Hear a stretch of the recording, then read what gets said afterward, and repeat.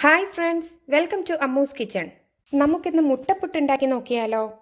അതിനു മുമ്പ് ഈ ചാനൽ സബ്സ്ക്രൈബ് ചെയ്യാത്ത ആരെങ്കിലും ഉണ്ടെങ്കിൽ ഒന്ന് സബ്സ്ക്രൈബ് ചെയ്യണേ. ലൈക്കും ഷെയറും സബ്സ്ക്രൈബും ചെയ്ത് ബെൽ ബട്ടൺ കൂടി ഒന്ന് ക്ലിക്ക് ചെയ്യണം കേട്ടോ. അപ്പോൾ നമുക്ക് മുട്ടപ്പുട്ടുണ്ടാക്കാൻ വേണ്ട സാധനങ്ങൾ എന്തൊക്കെയാണെന്ന് നോക്കാം. അതിനായിട്ട് നമ്മുടെ മെയിൻ ഇൻഗ്രീഡിയൻറ്റ് പുട്ട്. ഇത് ഞാൻ ഇന്ന് രാവിലെ പുട്ടുണ്ടാക്കിയപ്പോൾ ഒരു കുറ്റി പുട്ട് എക്സ്ട്രാ ഉണ്ടാക്കിയിരുന്നു, അതാണിത്. നമുക്ക് രാവിലെ ഉണ്ടാക്കുന്ന പുട്ടൊക്കെ മിച്ചം വരുമ്പം ഇതുപോലെ വൈകുന്നേരങ്ങളിൽ ഉണ്ടാക്കിയെടുക്കാം. പഴമോ കറിയോ ഒന്നും ഇല്ലാതെ തന്നെ നമുക്ക് ഈ പുട്ട് കഴിക്കാവുന്നതാണ്. ഒരു വെറൈറ്റിയുമാണ്. ഇനി ബാക്കിയുള്ള സാധനങ്ങൾ എന്തൊക്കെയാണെന്ന് നമുക്ക് നോക്കാം. അതിനായി ഞാനിവിടെ ഒരു വലിയ സവോള ചെറുതായിട്ട് അരിഞ്ഞ് എടുത്തിട്ടുണ്ട്. 3 കഷ്ണം വെളുത്തുള്ളി ചെറുതായിട്ട് അരിഞ്ഞത്, ഒരു പച്ചമുളക് ചെറുതായിട്ട് അരിഞ്ഞത്, 3 മുട്ട, ഒരു മീഡിയം സൈസ് തക്കാളി. ഞാനിവിടെ ടിന്നിൽ വരുന്ന തക്കാളിയാണ് എടുത്തിരിക്കുന്നത്. നിങ്ങളുടെ കയ്യിൽ സാധാരണ ഫ്രഷ് തക്കാളി ഉണ്ടെങ്കിൽ അത് യൂസ് ചെയ്താൽ മതി. ഫ്രഷ് തക്കാളി എൻ്റെ കയ്യിൽ ഇല്ലാത്തതുകൊണ്ട് മാത്രമാണ് ഞാനിത് യൂസ് ചെയ്യുന്നത്. 1/2 ടീസ്പൂൺ ഗരം മസാല, 1/4 ടീസ്പൂൺ മഞ്ഞൾപ്പൊടി, 1 ടീസ്പൂൺ മുളക് പൊടി, 1 ടീസ്പൂൺ ചിക്കൻ മസാലപ്പൊടി. ഇത്രയാണ് നമുക്കിതുണ്ടാക്കാൻ ആവശ്യമായുള്ള സാധനങ്ങൾ. നമുക്കാദ്യം ഈ മുട്ട പൊട്ടിച്ച് ഒരു ബൗളിലേക്ക് ഒഴിക്കാം. ഞാനിത് ബൗളിലേക്ക് ഒഴിച്ചിട്ടുണ്ട്. ഇതൊരു ഫോർക്ക് വെച്ച് നമുക്കൊന്ന് ചിക്കി എടുക്കാം. മുട്ട ഞാനിവിടെ ബീറ്റ് ചെയ്തെടുത്തിട്ടുണ്ട്. ഇത് നമുക്ക് മാറ്റി വയ്ക്കാം. ഞാനൊരു പാൻ സ്റ്റൗവിലേക്ക് വെച്ചിട്ടുണ്ട്. അതിലേക്ക് അല്പം എണ്ണ ഒഴിച്ചു കൊടുത്തിട്ടുണ്ട്. ഈ എണ്ണ ചൂടായിട്ടുണ്ട്. അപ്പം ഇതിലേക്ക് നമുക്ക് കടുക് ഇട്ട് കൊടുക്കാം. കടുക് പൊട്ടിയിട്ടുണ്ട്. ഇതിലേക്ക് നമുക്ക് സവാള ഇട്ട് കൊടുക്കാം. ആവശ്യാനുസരണം ഉപ്പിട്ട് കൊടുക്കാം. ഞാനിപ്പോൾ ഒരു 1/4 ടീസ്പൂൺ ഉപ്പാണ് ഇട്ട് കൊടുത്തിരിക്കുന്നത്. എന്നിട്ട് നമുക്ക് ഇതൊന്ന് ഇളക്കി കൊടുക്കാം. ഇതിലോട്ട് അരിഞ്ഞു വെച്ചിരിക്കുന്ന വെളുത്തുള്ളിയും പച്ചമുളകും കൂടി ഇട്ട് കൊടുക്കാം. എന്നിട്ട് ഇളക്കി കൊടുക്കാം.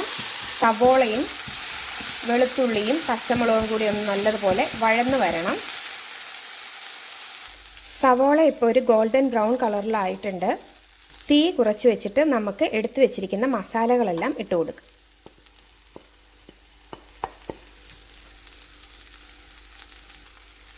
എന്നിട്ട് ഇതിൻ്റെ പച്ച മണം മാറുന്നവരെ ഒന്ന് ഇളക്കി യോജിപ്പിക്കാം. പൊടികളുടെ പച്ച മണമൊക്കെ മാറിയിട്ടുണ്ട്. നമുക്കിതിലേക്ക് എടുത്തു വെച്ചിരുന്ന തക്കാളി ഇട്ട് കൊടുക്കാം. നിങ്ങളുടെ കയ്യിലുണ്ടെങ്കിൽ ഫ്രഷ് തക്കാളി തന്നെ യൂസ് ചെയ്യുക, അതാണ് നല്ലത്. തക്കാളി ഒരുപാട് ജ്യൂസി അല്ല എന്നുണ്ടെങ്കിൽ നമുക്ക് 1 ടേബിൾ സ്പൂൺ വെള്ളം കൂടി ഒഴിച്ചു കൊടുക്കാം കേട്ടോ. ഇതിപ്പോൾ തക്കാളി നല്ല ജ്യൂസിയാണ്, അതുകൊണ്ട് ഞാൻ വെള്ളമൊന്നും ഒഴിച്ചു കൊടുക്കുന്നില്ല. ഉപ്പൊന്ന് നോക്കിയിട്ട് നമുക്ക് അല്പം ഉപ്പിട്ട് കൊടുക്കാം. ഞാനപ്പം അല്പം ഉപ്പിട്ടിട്ട് ഒന്ന് ഇളക്കി കൊടുത്തു. തീ ഞാൻ മീഡിയം ഫ്ലെയിമിലാണ് ഇട്ടിരിക്കുന്നത്. ഇത് നമുക്ക് ഒന്ന് സിമ്മിലേക്ക് ഇട്ടിട്ട് നമ്മുടെ മുട്ട ഇതിലേക്ക് ഒഴിച്ചു കൊടുക്കാം. എന്നിട്ട് ഇതൊന്ന് ചിക്കിയെടുക്കാം.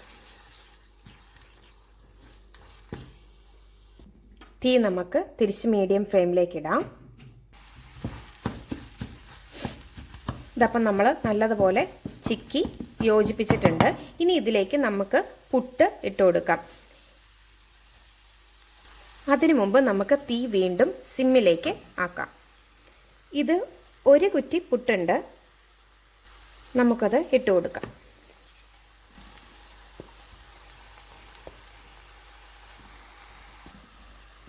തീ നല്ലതുപോലെ കുറച്ചാണ് ഇട്ടിരിക്കുന്നത്, സിമ്മിലാണ് ഇട്ടിരിക്കുന്നത്. ഇനി ഞാനിതൊന്ന് മൂടി വെക്കുകയാണ് ഒരു 5 മിനിറ്റത്തേക്ക്. തീ നല്ലതുപോലെ കുറച്ച് വെക്കണം, ഇല്ലെങ്കിൽ അടിയിൽ പിടിക്കും. ഇതിപ്പോൾ മൂടി വെച്ചിട്ട് 5 മിനിറ്റ് കഴിഞ്ഞിട്ടുണ്ട്. നമുക്കൊന്ന് തുറന്നു നോക്കാം. എന്നിട്ട് നമുക്കിതൊന്ന് ഇളക്കി യോജിപ്പിക്കാം. ഞാൻ ഈ പുട്ട് രാവിലെ ഉണ്ടാക്കിയത് കൊണ്ടാണ് കേട്ടോ ഇങ്ങനെ പുട്ട് വെച്ചിട്ട് മൂടി വെച്ചിരുന്നത്. നമ്മൾ അപ്പം തന്നെ ഉണ്ടാക്കുന്ന പുട്ടാണെങ്കിൽ ഇതുപോലെ നമുക്ക് പുട്ടിട്ടിട്ട് മൂടി വെക്കേണ്ട കാര്യമില്ല. ഇതിപ്പോൾ പുട്ടൊന്ന് ആവി കയറ്റിക്കൂടി എടുക്കാനായിട്ടാണ് ഞാനിങ്ങനെ മൂടി വെച്ച് ഒരു 5 മിനിറ്റ് വെച്ചത്. തണുത്ത പുട്ടായതുകൊണ്ട് മാത്രം. ഇല്ലെങ്കിൽ നമുക്ക് ഇതുപോലെ ജസ്റ്റ് പുട്ടിട്ടിട്ട് അങ്ങ് ഇളക്കി യോജിപ്പിച്ച് എടുത്താൽ മാത്രം മതി. അപ്പം നമ്മുടെ പുട്ട് ഇവിടെ റെഡി ആയിട്ടുണ്ട്. ഇത് ഞാനൊരു സെർവിങ് പ്ലേറ്റിലേക്ക് മാറ്റാം. അങ്ങനെ ബാക്കി വന്ന പുട്ട് കൊണ്ടുണ്ടാക്കിയ നമ്മുടെ വളരെ ടേസ്റ്റി ആയിട്ടുള്ള മുട്ടപ്പുട്ട് ഇവിടെ റെഡി ആയിട്ടുണ്ട്. ഇതിന് വേറെ കറികളൊന്നും വേണ്ട, ഇങ്ങനെ തന്നെ കഴിക്കാൻ വളരെ ടേസ്റ്റിയാണ്. അപ്പം നിങ്ങൾ എല്ലാവരും ഒന്ന് ചെയ്ത് നോക്കണേ. ചെയ്ത് നോക്കിയിട്ട് ഇഷ്ടമാകുവാണെങ്കിൽ ലൈക്ക് ചെയ്യാനും സബ്സ്ക്രൈബ് ചെയ്യാനും മറക്കരുത്. താങ്ക്